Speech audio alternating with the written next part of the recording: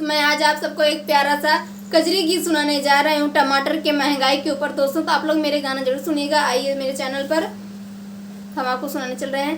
टमाटर बिना सब्जी नीक न लागई बालमू, टमाटर बिना सब्जी नीक न लागई बालमू।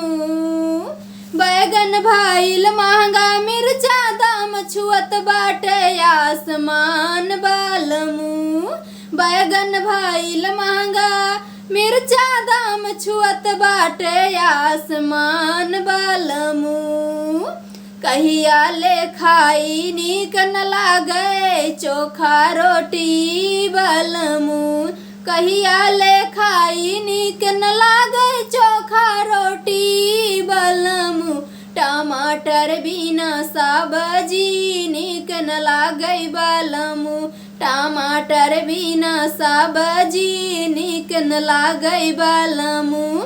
परवर भाइल 40 के भाव अरुई दम सुनत धारे जसनी मोनिया मोरे बालमू।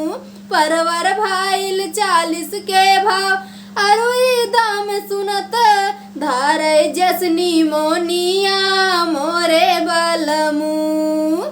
कहिया ले खाई दाल बिना फराई के बालमू। कहिया ले खाई दाल बिन फराई के बालमू। टमाटर बिना नीक न लागे चटनी बालमू। टमाटर बिना नीक न लागे सब्जी बालमू। टमाटर बिना नीक न लागे सब्जी बालमू।